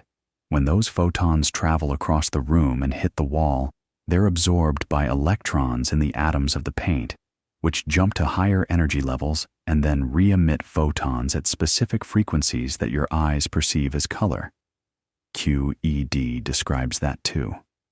The reason the sky is blue, the reason glass is transparent, the reason metals are shiny, the reason your skin absorbs ultraviolet light and gets sunburned, all of it, every bit of it, is QED in action.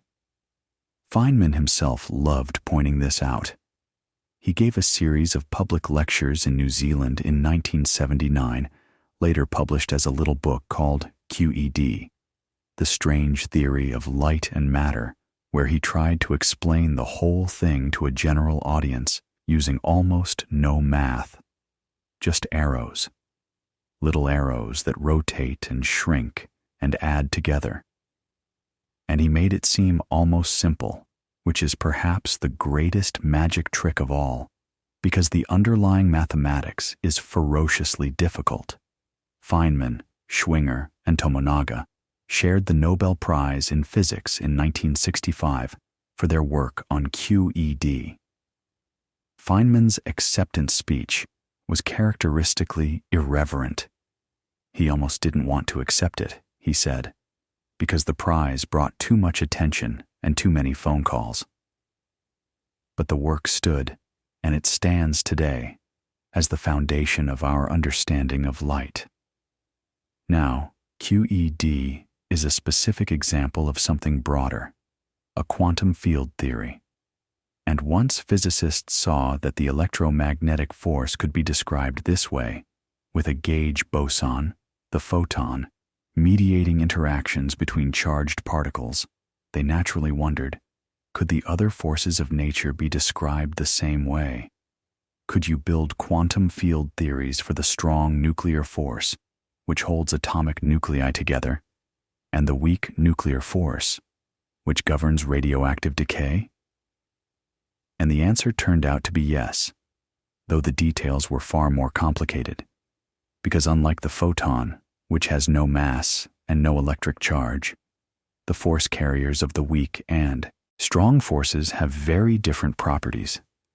The W and Z bosons that carry the weak force are massive, almost 100 times the mass of a proton, and the gluons that carry the strong force, while massless like the photon, carry a type of charge themselves, which makes the strong force behave in ways that are profoundly different from electromagnetism.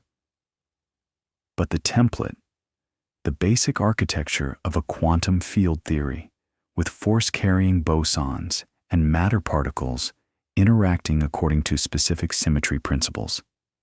That template came from QED. That template came from the theory of light. And when physicists eventually assembled all of these pieces into a single framework, what they got was the standard model of particle physics, one of the most successful, most precisely tested, and frankly most strangely named scientific achievements in human history, because calling it the standard model makes it sound boring, like a base trim sedan or a default setting on your phone. But this thing is anything but boring. It's the closest we've come to a complete map of the fundamental building blocks of reality and the forces that govern how they interact. And the remarkable thing, the thing I really want you to sit with as you're lying there, is that the blueprint for the whole edifice, the architectural DNA running through every part of it, traces back to the theory of light. Let me sketch the picture for you. In the standard model, you've got two broad categories. You've got matter particles, the fermions, and you've got force-carrying particles, the bosons. The matter particles include quarks, which make up protons and neutrons, and leptons, which include the electron and its heavier cousins, the muon and the tau, along with their associated neutrinos. 6 quarks, 6 leptons, arranged in 3 generations, each generation heavier and more unstable than the last. And then the force carriers, the photon for electromagnetism, the W+, W-, and Z bosons for the weak force, and 8 gluons for the strong force, plus the Higgs boson, which we'll get to. Now, each of these forces is described by its own quantum field theory, and each of those theories is modeled on QED. The strong force theory is called quantum chromodynamics, QCD, and it was developed through the 1960s and 70s by people like Murray Gell-Mann, Harold Fritsch, and David Gross, Frank Wilczek, and David Politzer, who discovered something called asymptotic freedom in 1973. That's the strange property where quarks interact more weakly at short distances and more strongly at long distances. The exact opposite of what you'd naively expect, and the exact opposite of how electromagnetism works. It's why you can never isolate a single quark. Try to pull 2 quarks apart, and the force between them doesn't diminish. It grows, like stretching a rubber band, until eventually there's enough energy in the stretching to create new quarks out of the vacuum. The quarks are permanently confined inside composite particles, like protons and neutrons. That's a wild idea, and it comes directly from the self-interacting nature of gluons, which carry color charge themselves, unlike photons, which are electrically neutral. But the mathematical framework, gauge symmetry, Feynman diagrams, renormalization, all of that machinery was inherited from QED, from the theory of light. The weak force story is equally fascinating, and it's tangled up with electromagnetism in a way that nobody expected.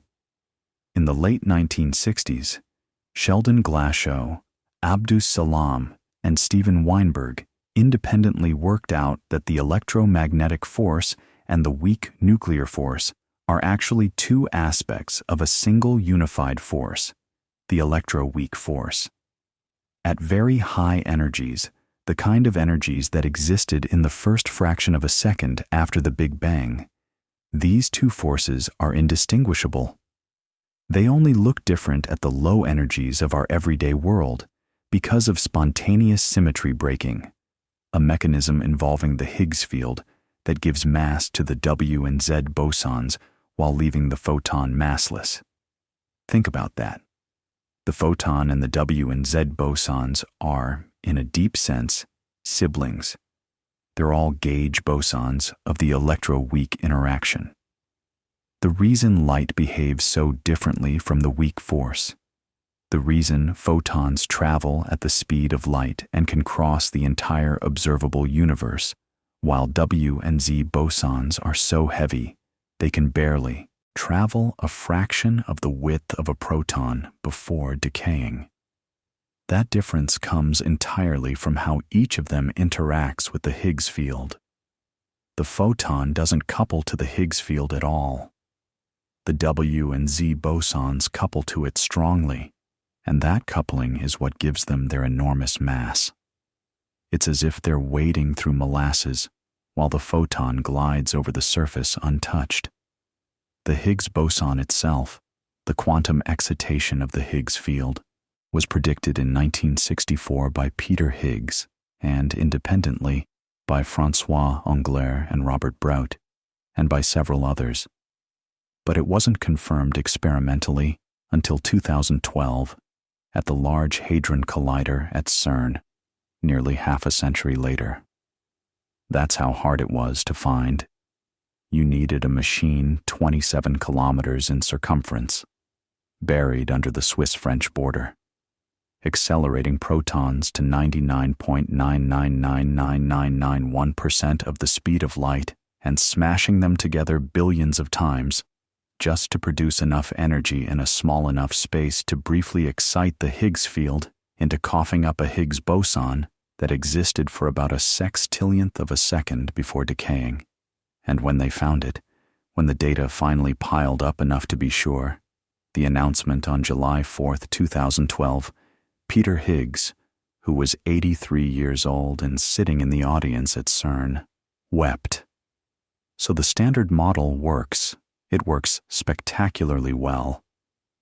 Its predictions have been confirmed by experiment after experiment after experiment.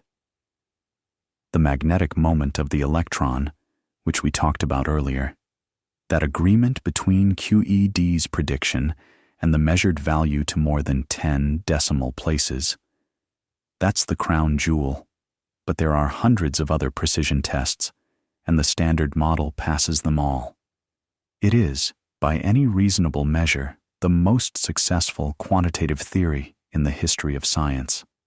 And yet physicists will tell you, almost to a person, that the Standard Model is incomplete, that it can't be the final answer, and the reasons are genuinely profound.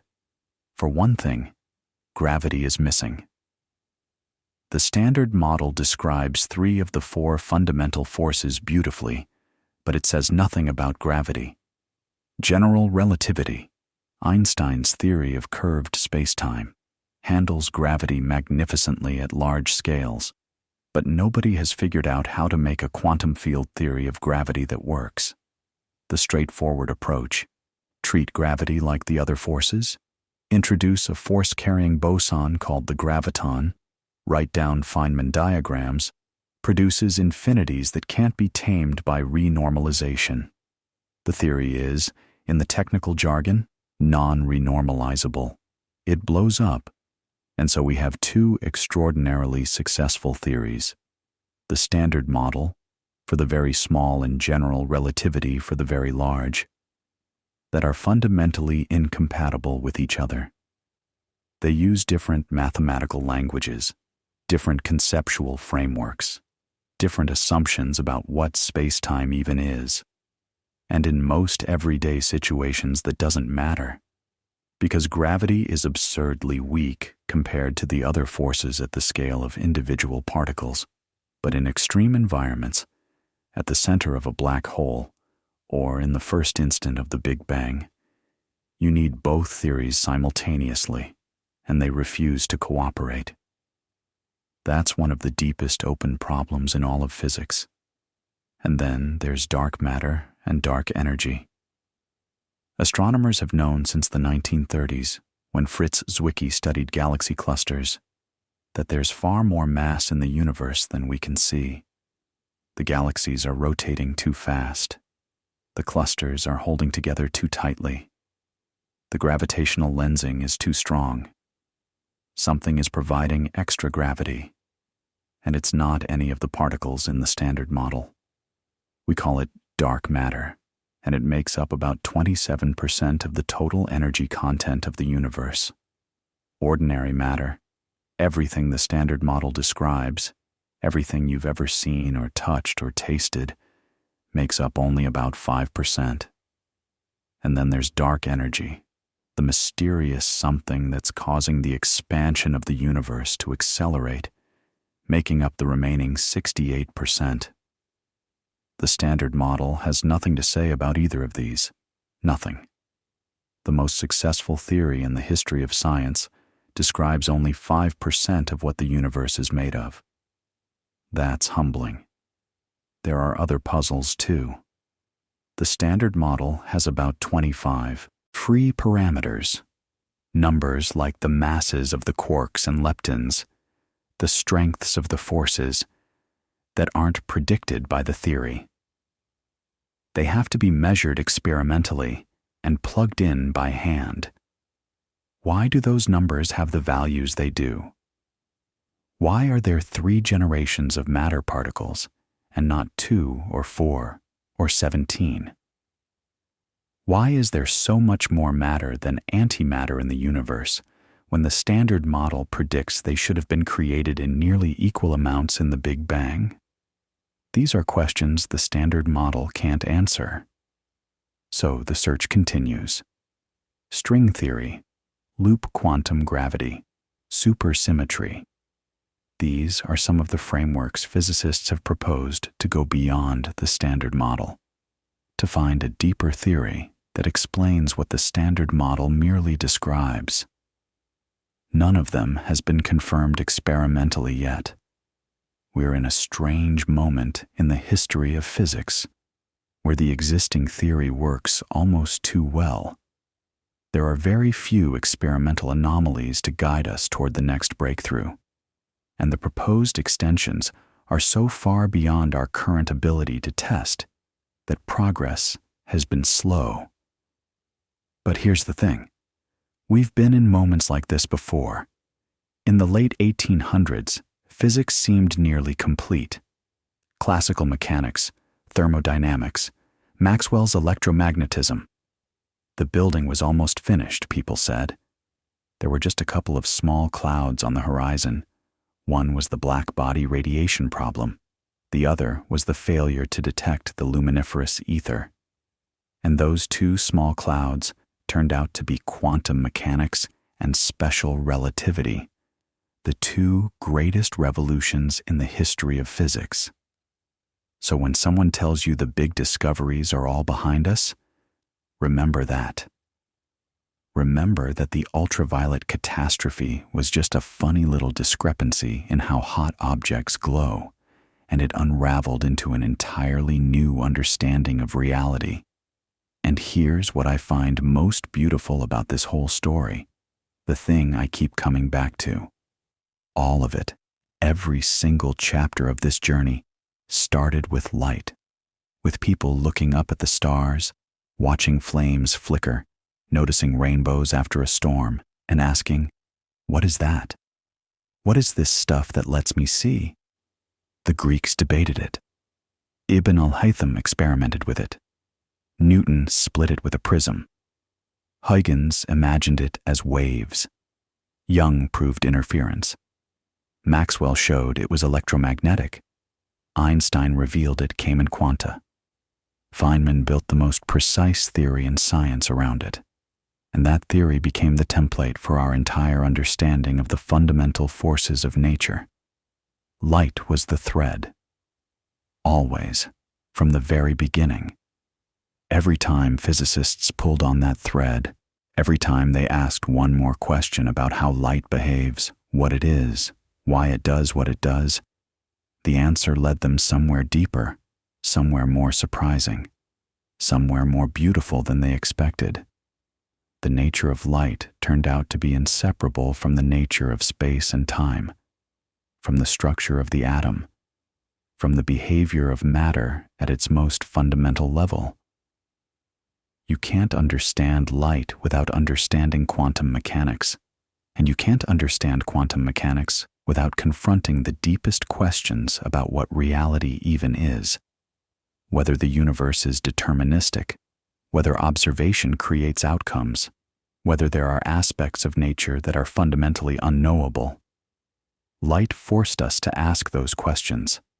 Light dragged us, sometimes kicking and screaming, into the modern world. And it's still doing it. Right now, as you're lying there, photons are streaming through the room. From your phone if it's still on, from street lights filtering through the curtains, from the faint infrared glow of your own body radiating heat into the darkness.